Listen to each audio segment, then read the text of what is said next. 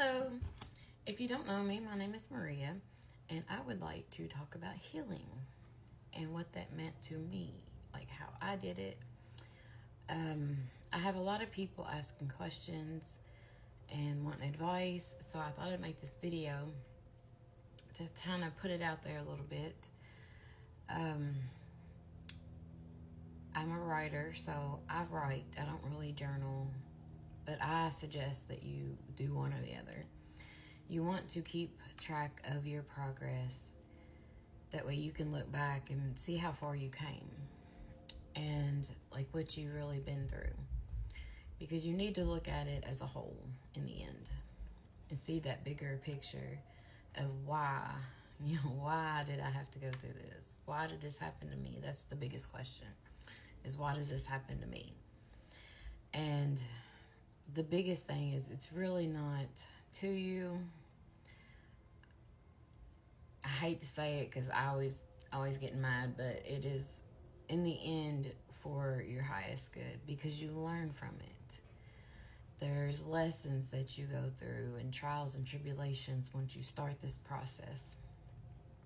And the main reason that you keep going through certain things is because you're not facing it. You're not learning that lesson. You're not healing from that aspect of your life. So, like, for example, I would tend to attract like abusive, controlling, manipulative, narcissistic type people. And I'm not saying everybody's a narcissist or one or the other of anything I just listed. I'm just in general. And when I was doing my book, I would go back to the very first memory that was very uncomfortable and really look at it. Okay, like, what did I learn? What could I learn from this? What could be a positive purpose? And how does it affect my life today? That was my mindset as I was going through these memories and doing the talk text and just talking like I'm talking to you. I would talk into the talk text, saving it on Microsoft so I could go back and get it ready for my book. But like, for example, I grew up, I'll just tell you a little bit about my life. I grew up, I had narcissistic parents, very controlling, very,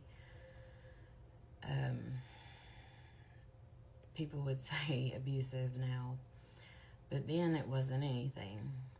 It was the do this because I said so, and you didn't ask questions. And so through my life, I just thought, okay, this is how it's supposed to be, and I thought that's what I deserved.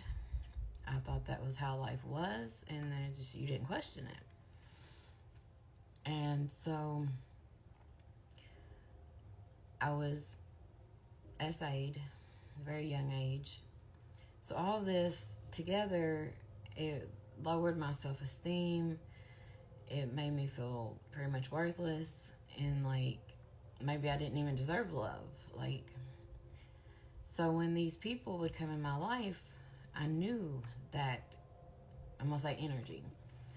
And I recognized it. I was comfortable with that because that's what I've always dealt with. But somebody new terrified me because, God, what could it be that I have to deal with, But I go back to these memories, and then, because it was the I said so, and really didn't have a life. I got abandoned. My dad went to jail, prison. I stayed at my grandmother's a whole lot before that, from a very young age. So of course I had abandonment. I had low self-esteem. I had people-pleasing tendencies, and I mean, the list goes on and on and on, and it's a lot of people deal with that. So for me, my purpose is sitting here telling you, helping you. And to break that cycle was the hardest thing I ever done. And it's very painful. But now looking back, it's so worth it. Because I feel so much better. What I focused on first was self-love. You know, even if you can't afford to go do stuff, you can do stuff at home. Take a bubble bath or some kind of weird stuff you find on Google for skincare. I mean, just anything to pour into yourself. Instead of putting it into everybody else and helping everybody else solve their problems and, you know, whatever, put it into yourself. And really look at it. But I hope this helps somebody. And I know it's probably a mess because it's the first one I've ever done. But I am starting a business. It's called morningstarhealingllc.